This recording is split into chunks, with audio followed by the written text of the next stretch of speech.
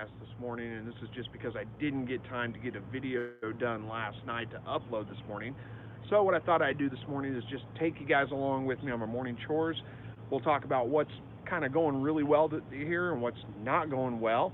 I'm actually working from home this morning, so I've got a little bit more time than normal because, well, my wife's having surgery today. It's not a super serious surgery. She's got a growth on her tonsils. She never had her tonsils taken out, so they're just going to take her tonsils out today.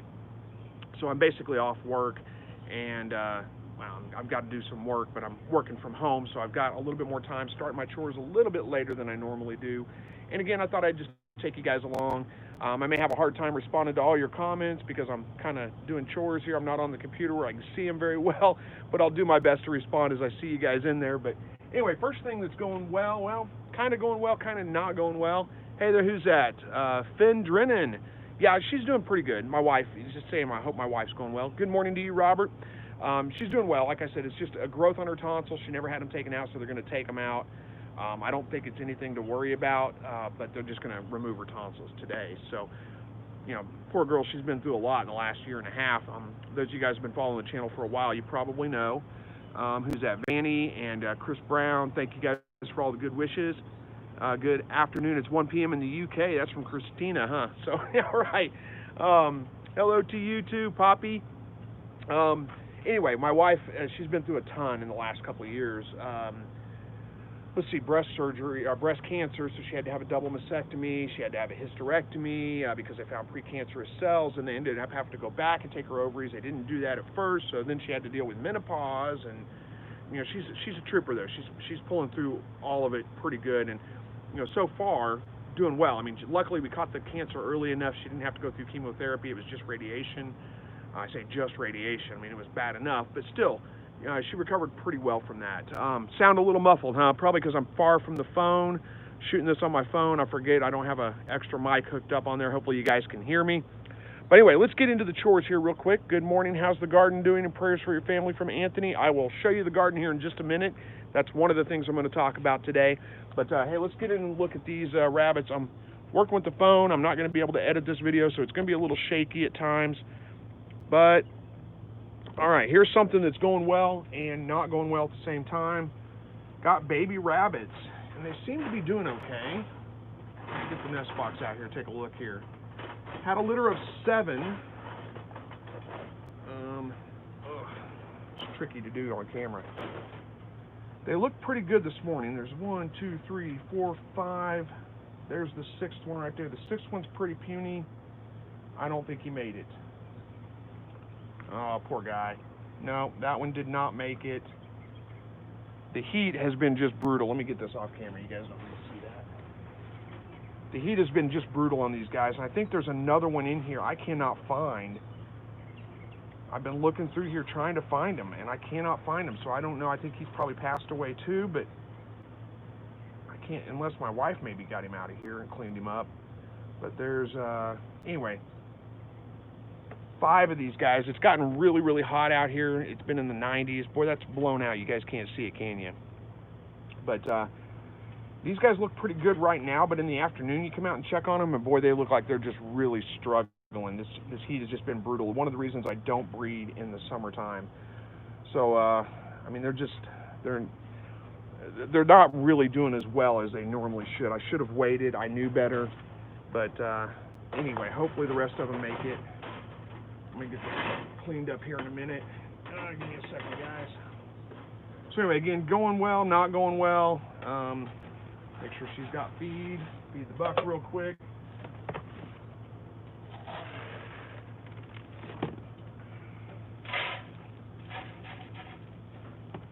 All right, that's taken care of. Hang on just 1 second, guys. I gotta go take care of this one baby that passed away. I'll be right back. Let you guys watch the rabbits for just a second.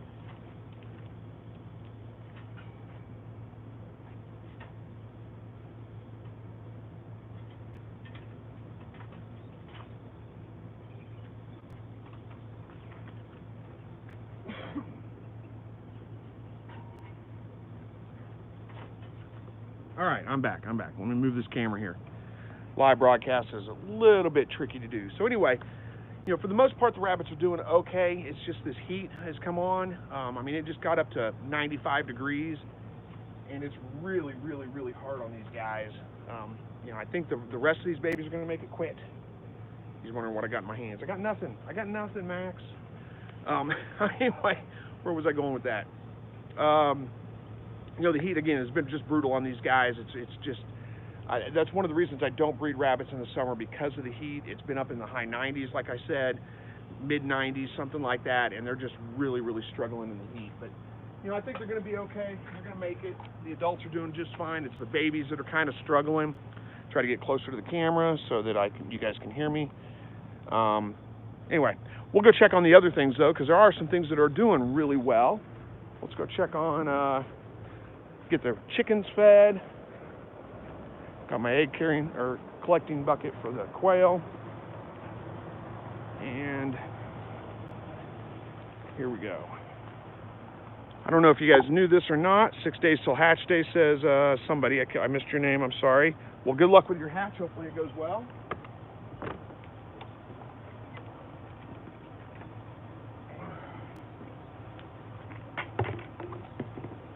All right, so can you ask a question about quail? You can ask. Hopefully I'll see the question and be able to answer it. By the way, again, I apologize for not being able to get in and answer a lot of comments. It's been so crazy. Hopefully today I'll have a little bit of time to get in and answer some comments. But here, take a look in here. See if you guys can see that. We got baby quail running around in the new brooder. They're doing great in here. Not sure exactly how many there are, 40 or so. But so far, they seem to be doing really, really well. I got to get in there and check on something. I did have one get out. Let's see. Please, could you explain the different sounds from the sexes? And how long does the feed last before getting spoiled? Well, I'm not sure what feed you're talking about. Hang on here. This is tricky here.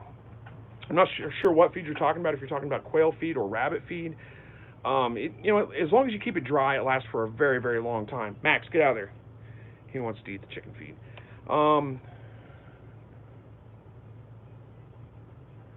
Don't feed the dead baby to the cats. No, I'm not going to do that. Don't worry. I took care of it, threw it in the trash can, basically. Cleaned it up, so it doesn't need to be in there for sure. I think you're talking about fermented feed. How long does it last? Again, if you're talking, okay, let me back up. Excuse me. So, how long does feed last? If you keep it dry, it lasts for a very, very long time. You know, weeks, months. I mean, there's no problem with it going bad really quick. Yeah. Sorry, I'm having a hard time staying focused. Comments coming in, trying to keep an eye on it, but yeah, it'll last for a very, very long time. You're not going to have to worry about it spoiling as long as it's dry. Now, if you're fermenting your feed and you want to know how long that's going to last before it spoils, that really depends a lot on your environmental conditions. If it's a lot warmer, like if it's in the high 80s, high 90s, it's not going to last that long. You're looking at a couple of days probably before you're going to start getting mold on it, maybe even sooner. It just depends. So you don't want to ferment feed and store it up for long periods of time. You could store it in like a refrigerator or something like that, and it will probably last for, you know, about a week and a half, 2 weeks, something like that. But you know, if you're putting it out for your birds, you're going to want to be cleaning it up every day or so at least, and then scrubbing the containers out afterwards too, to keep it from what's the best kit milk? Okay. What's the best kit milk? I'll get to that here in a second, hopefully. Anyway, I got to get in here and get these guys fed real quick while I'm talking to you guys. Hopefully you can still hear me. But yeah, if you're doing fermented feed for your birds, you're going to want to be cleaning that up every couple of days and washing the containers out every couple of days to keep mold from growing in there. You don't want mold growing in your feeders for your birds. It can be very, very bad for them. There you guys go. There, they got feed now. And I got to check one thing. Let me do that real quick, and then I'll be right back with you guys. There's one spot in this brooder.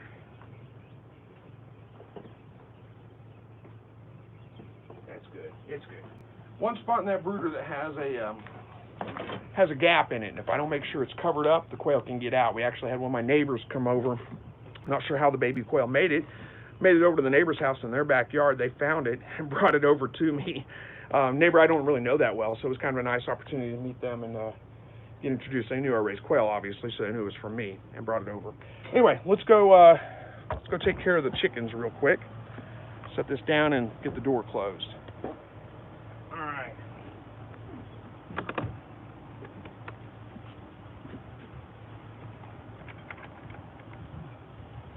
All right, hopefully this will work. It's not too awkward. Okay, there was another question I was going to get to here in a second. Whoops. Bouncing off things. Could you please explain the different sounds from the quail? The different sounds from the quail. Well, quail don't make a whole lot of different sounds. The hens do chirp a little bit. Wait. But wait. Come here. Sorry, I gotta get the dog under control for a second. Let me grab my bucket. Okay, sorry, I got distracted. He's going for the chickens. Look at him. That's his favorite thing to do. Run around the chicken tractor. We'll go take care of them here in a second. Actually, I'm gonna do that right now. But all right, the different sounds that they make. Yeah, the males do crow. I was kind of waiting to see if they would actually do that.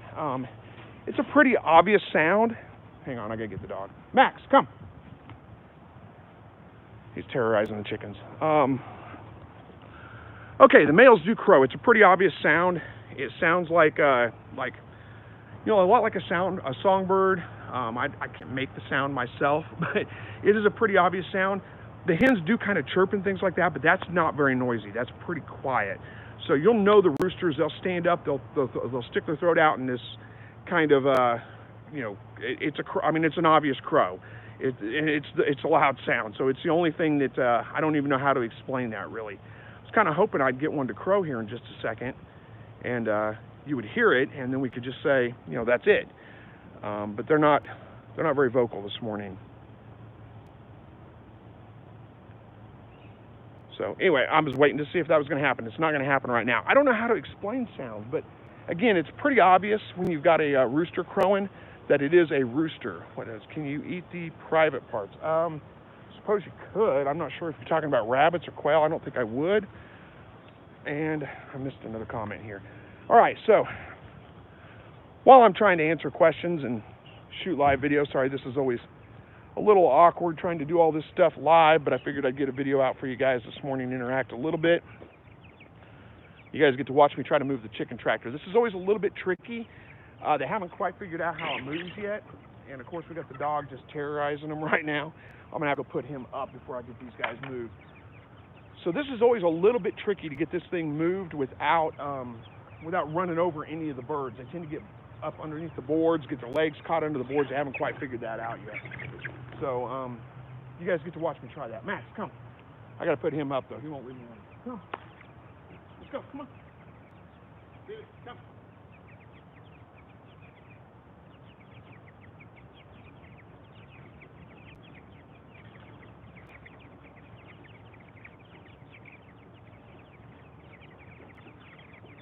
Okay, sorry about that. I know this is going to be muffled. It's going to be hard to hear me whenever I'm over here moving it, but let me get this done and I'll come back to the camera and we'll talk a little bit more. No, these aren't ducks. These are Cornish cross chickens. They're about, 4 weeks old, something like that. So they're getting pretty big. I'll bring you in close, let you see them here in a minute. But if I move the food around a little bit, usually they'll see the food. I need to move them over here today. Take a handful of it. Throw it over here in the middle. See if I can do this without running any of them over. Get back, guys. Get back. Get off there. Go. There we go. Ran one over.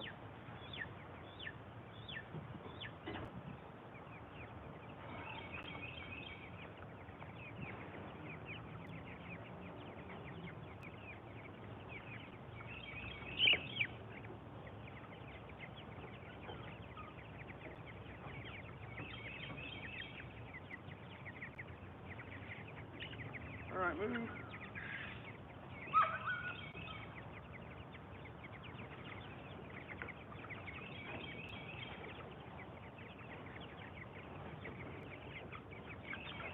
Now I got to move the water.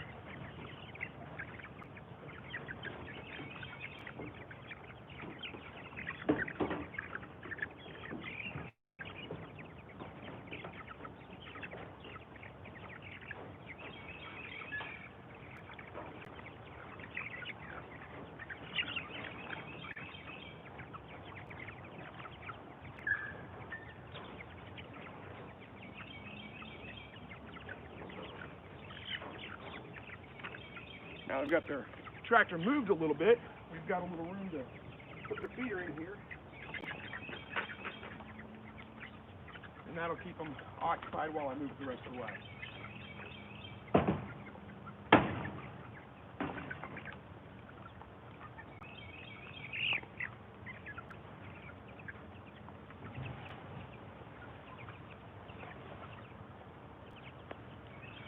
All right, so that's done. Look, taking a little bit closer, we'll let you get a look at these guys. Let's see how we're doing here on the camera.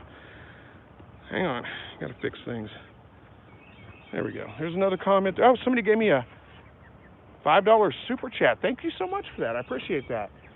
All right, there's the birds. All gathered around the feeder. They're getting big. They're about, well, Cornish hen size right now. But it won't be just a couple more weeks. They'll be ready to go to the freezer. And, of course, we'll have video on that, too, as it goes. So, pretty easy to deal with. You know, moving this tractor, like I said, is a little bit tricky. Not to run them over. Almost always run one over. For some reason, they cannot figure out how to get out of the way of the tractor. But they love the new grass. When you move them to the new grass, they just go crazy over it. They go crazy over their feed when I first put it in, too. It goes in the morning and it gets taken away at night. So those things help. Show you where the tractor has been. You can definitely tell. Like here was the, let me turn the camera so you can see.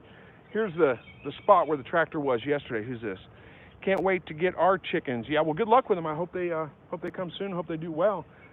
This is the spot they were at yesterday. We threw some cilantro and stuff in here for them. They picked it pretty clean. But you can definitely tell. I mean, they picked this ground pretty clean. Keep the grass cut short. Right here was where they were at the day before. Right there. See if you can see that. Right there was the day before that. You can kind of see the trail. Let me take you back through this trail. Kind of see the trail. How am I doing on camera? Right here. This is where we moved them from here. And then this is where they started, right over here. It's starting to grow back, but you can kind of see, you know, where we moved them. Up through here, up around there, back down that way, and off that way. Hopefully you can kind of tell. All right, so where are we at here? So anyway, those things are doing well. Oh, I'm not on camera. Let's try this again. You have something on your forehead. Something on my forehead, huh? I usually have lots of things on my forehead. I do have like a, I don't know, something I bump my head on something, and you don't have any hair. You bump your head, it doesn't take much. I have a little scab there or something. I don't know what it was. I noticed it this morning. I hit my head on something. I hit it all the time. Sometimes it just breaks open and bleeds a little bit. But all right, so where were we going with that? So, okay, the chickens are doing well. The quail are doing well. Got to go check on them, collect eggs real quick. So that's all doing really well. The baby quail in the brooder box in the shed are doing really well. And you know, something interesting I found from brooding them in there, I've never actually done that in a big brooder like that. Here, let me let the dog out. He's gonna be sad if I don't. Let me let him out. I'll be right back.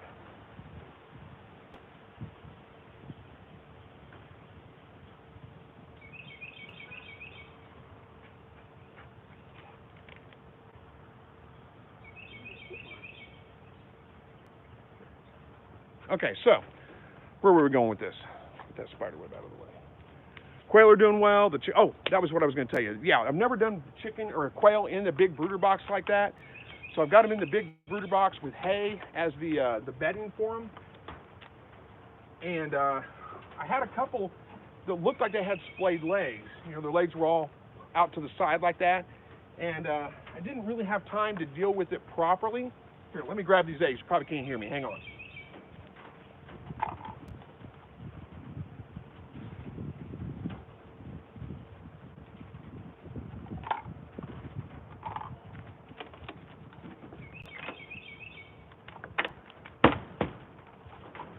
All right, so I didn't really have time to deal with it properly. They had splayed leg, 2 of them actually, and I just got them out of the incubator, and they had their legs kind of all, you know, spread out underneath them. They couldn't get their traction, and you know, I thought, well, they're probably not going to make it. And I put them in there in that hay bedding, and they did fine. They just recovered just fine on their own, no problems whatsoever. And I think it may be just that bedding, because it's fluffy. They can kind of sit down in it. It just kind of helps with, you know, getting them their traction and those kinds of things. So who knows? That may be a good, easy fix for splayed legs. I haven't tried it enough to see, how well it actually works. But I found that interesting that both of them recovered just fine, no problems. I haven't lost a single quail. Well, actually, I lost one baby quail in there, but it wasn't one of those. And that's it. The rest of them have all done just great. Even the one that got out and got over to the neighbor's house over there, and they brought it back. It's back in the brooder box and doing just fine. Watch out, guys.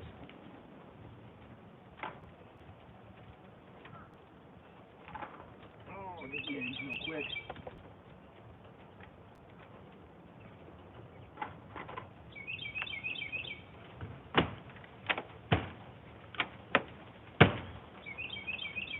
You guys got food and water. Everybody's good on that. Okay.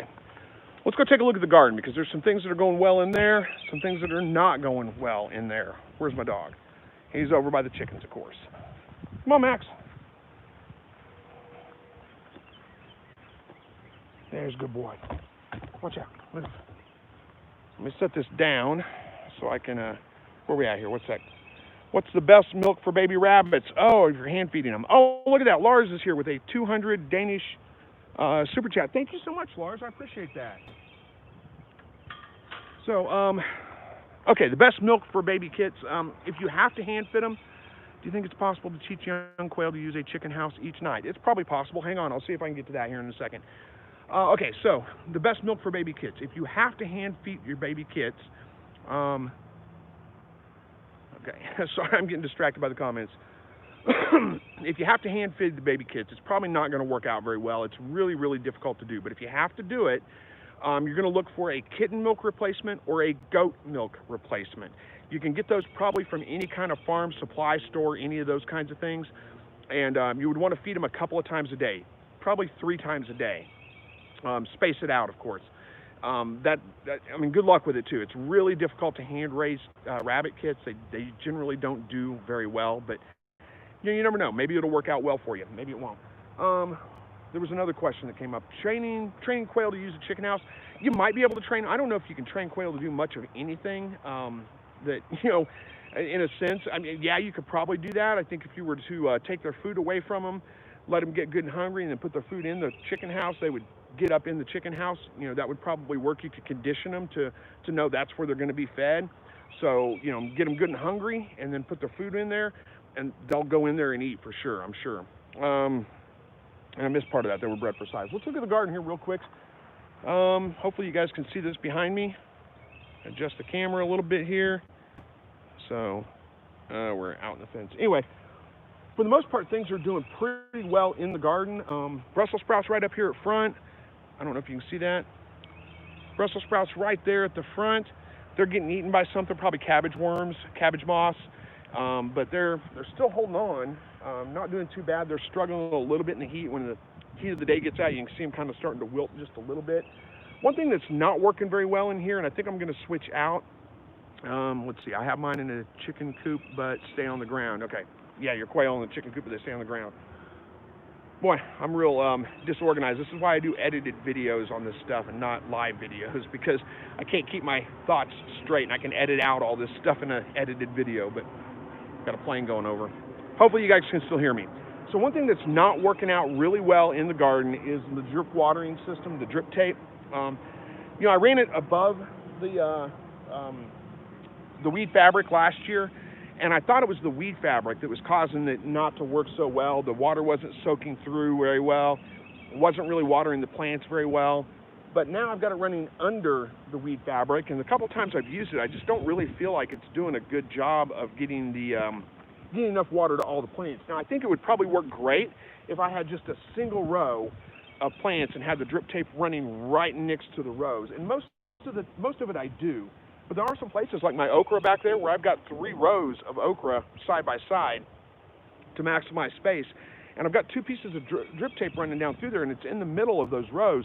And it just doesn't seem to be getting enough water out to the plants themselves. So I think I'm going to switch over, go back to some overhead watering. I know, I've read so many times about overhead watering, why it's bad. And I mean, one of the things is it uses more water for sure.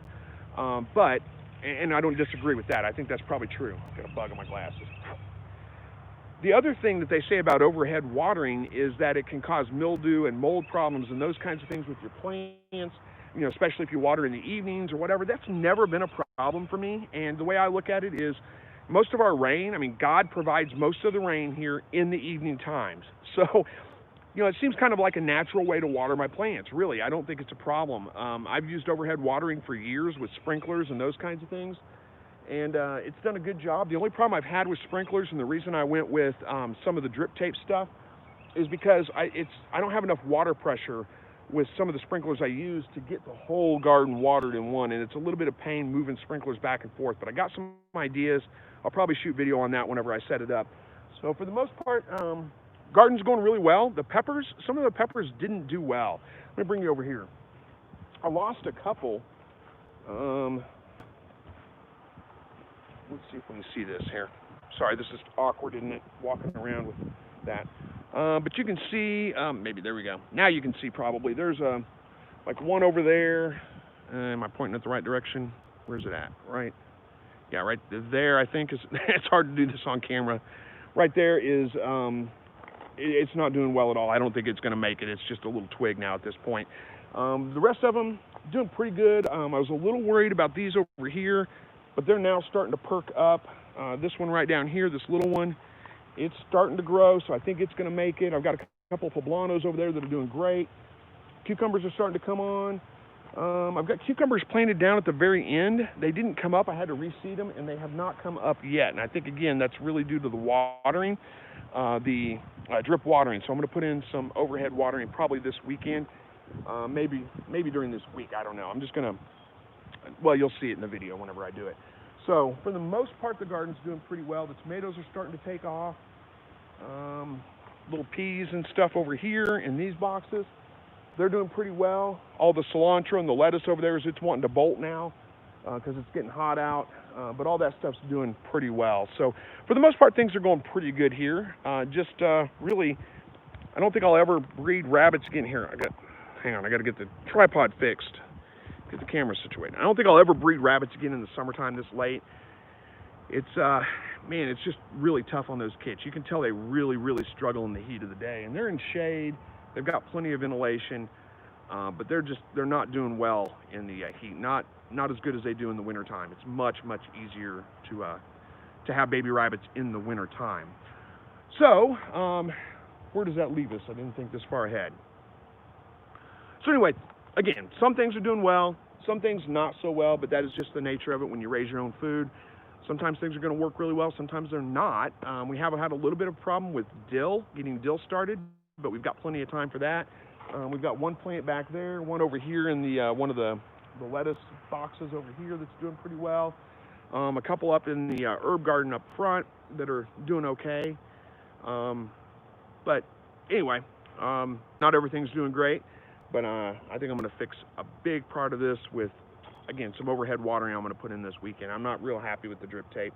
And another problem I had with the drip tape is that these hoses, the drip tape itself is pretty fragile. It's not hard to tear a hole in it or to bust a hole in it, and then it just doesn't work because you lose all your pressure in the hose. It doesn't need much pressure, but I don't know if that makes sense. But it all flows out the part that's busted. Doesn't drip out the holes. And I've got two of these two right here that feed my tomatoes and stuff like that. They're busted up on the end. So when you turn the watering system on, they're just spraying water out the end of it, and nothing in between is getting watered. And it's just too easy to break holes in those things, and it's just, I don't know. Not real happy with it, so I think I'm going to go back to overhead watering.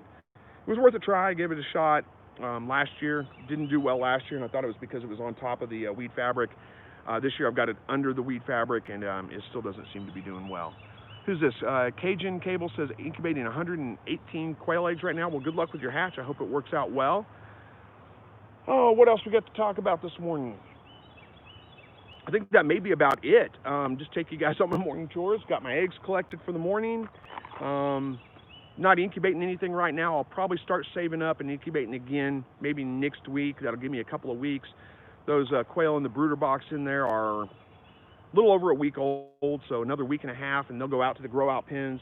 That's about enough time for me to get some more hatched, put them in the brooder box, and then, you know, by the time they're ready to go out, I'll be able to clean out the brooder boxes out, or the grow out pens out there, and I'm still debating. I'm not sure if I'm going to do this or not yet. I've got the Pharaoh quail in one, and let's see, what do you do with the quail hoop? I just shovel it up a couple of times a year, usually about once every 4 or 5 months.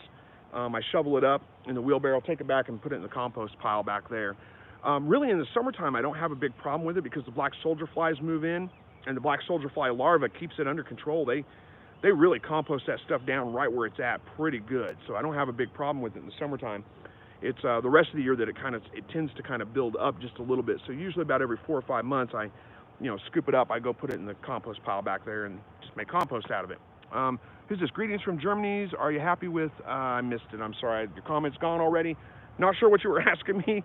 Sorry, can't answer that one, but where was I going with the rest of this stuff? Oh, the quail. Right now I've got the jumbo pharaohs and the jumbo meat makers, and I've got them in separate hutches so I can keep them separate. And I've been, when I incubate them and whenever it gets close to hatch rate, I put a cardboard piece in my incubator to keep them separate so I know which ones are the pharaohs, which ones are the meat makers, and I've been doing a good job of keeping them separate, but this time the birds knocked that piece of cardboard over and got intermingled, and I can't tell them apart. I don't know which ones are the pharaohs and which ones are the meat makers. And when I go out there and look at them, you can't really tell which ones are the pharaohs and which ones are the meat makers anyway. They look the same.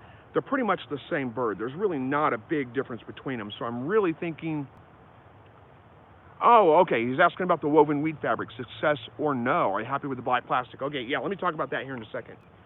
Okay, so where I was going with that, I'm not really sure if I'm going to keep them separate now. I think I may just mix them together at this point, and they're just jumbo birds. They're a mix of meat makers and pharaohs. I really can't tell the difference between the birds. Can't really tell much of a reason to keep them separate at this point. So I think that's what I'm going to do, but I haven't decided yet. I may take these birds in the brooder, put them in the extra grow out pen I've got, hatch some more, keep them separate, and go ahead. I just don't know yet. I'll figure that out as I go along. But I don't really see any reason to keep them separate. But at the same time, once I do mix them together, I'll never be able to separate them out again because I won't know which ones are which. And so who knows? I'll figure that out as I go. Okay, the woven plastic that I'm using on here, yeah, it works great. It does a fantastic job of keeping the weeds down. It really does help with the watering. It's like a top mulch basically, so it keeps the moisture in, and it does a great job. I'm real happy with that. I can't complain about that at all. The only complaint I have is my watering system. So I think, like I said, I'm going to go back to overhead watering. But yeah, it's like you can see my garden. There's not. Let me turn the camera so you can tell. There's not any weeds at all. I mean, there's no weeding to be done. It's just garden. It's just vegetables. So, occasionally I'll get a strain of grass or something that'll try to pop up through one of the holes, especially over there where I have the corn, because I've got a bunch of little holes right close together. Let's see what we got here. How old do the quail have to be vent sex? Vent sex, I think is what you're asking. Okay, I'll get that one next. Let me get out the sun. Where was I at? Oh, again, especially over there where I've got the corn going. There is because the holes are really close together, the do get some weeds that try to grow up through there, but they're easy to pull out. Other than that, though, I don't really have any problems with weeds in the garden. I mean, it keeps the weeds down, no weeding to be done. It's just so much easier. Definitely recommend it, the way to go. This is pretty sturdy stuff. This isn't the the cheap thin weed fabric that you get from most box stores. You have to kind of search for this stuff, make sure you get the really good stuff. It's pretty thick. I don't know how it's measured, but it doesn't tear real easy. It doesn't fall apart real easy, so you don't have to lay anything on top of it. It works really, really well. The only thing I don't like about it is, I don't like to weed eat my fence rows. I have a flame torch that it's made for burning weeds off of fence rows, and I can't use that on my garden section because it would melt the plastic. That's the other thing. When you put holes in this stuff, you want to burn holes in it. You don't want to cut holes in it with the scissors or anything, because if you cut it, then it starts to fray at that point, and it'll fall apart there. You want to burn them in, so you what's the word for that? Basically, you melt the edges. There's a word for that though. What's it called? Fuse. There we go. Fuse the edges of that plastic where the holes are, and it doesn't fray and it doesn't come apart. Okay, so the other question, what was that? How old do they have to be before you can vent sex the quail? They need to be breeding age. So depending on your birds, that's going to be usually 8 to 12 weeks. But it also means that you're going to have them in the right conditions. You've got to have it where your females are laying eggs, your roosters are crowing. They have to be in the breeding mode in order to be vent sexed. So you need the 14 hours a day of light, 8 to 12 weeks old. When you hear your rooster start crowing and your females start to lay eggs, you can vent sex them at that point. Really, even full-grown quail, though, in the wintertime when they're not breeding, they're not laying eggs, you can't vent sex them at that point because they're not producing the foam that lets you tell it's a male. That is part of their breeding, behavior, I guess. How could I put that without being crude? That is part of the breeding behavior, so they have to be in breeding season in order to produce that, in order for you to tell if they're, by vent sexing, if they're male or female. Hopefully that makes sense. Hopefully I got that one answered for you. So, all right. So how long have we been on here? About 35 minutes. I'll probably get back to work here. Have you ever used artificial light during the winter for longer egg production? Yeah, I have some solar lights on my quail hutches right now that come on a timer, and they keep them. Have you heard of using coffee chaff for bedding for the birds? No, I haven't, but I don't have coffee chaff, so the coffee doesn't grow around here really. So maybe that's why I haven't heard of it. But was it artificial light? Yeah, I have some solar lights on the birds, and I do keep them laying in the wintertime, and they will keep crowing. They'll keep laying all winter long. Usually they take a break in the shortest days of the year. So like, mid-December through, the last couple of weeks of December, maybe the first week or two of January, and then they start back up again. Even with the extra light, it's just hard when the days are, that short to keep them laying. But yeah, I do use artificial lights on mine and keep them laying in the wintertime. They do lay a little bit more consistently in the summertime, but they will lay all winter long if you keep lights on them, give them 14 hours a day of light. So. All right, guys, I got to get this wrapped up. I got to get back to work. I got some work to do before I got to take my wife to the hospital for her surgery. So, prayers for that. It's not a real serious surgery. It's a tonsillectomy. So when I say it's not a real serious surgery, I mean it's not like huge concerns or anything like that, but just prayers for her healing, her comfort. I remember having my tonsils taken out. It was a very uncomfortable. It was actually hurt, and I didn't like it at all. So hopefully she recovers a little bit faster, a little bit better than I did when I was a kid. But other than that, just thanks for joining me today, guys. Thank you for the prayers. I appreciate that. God bless each and every one of you guys. Hopefully I'll be on Thursday night. Should be. Doesn't look like anything's going to be keeping me from it at this point, but you never know until the day comes. So hope everybody has a great day, has a great rest of your week. Thanks for joining me this morning, and we will see you guys soon. Take care.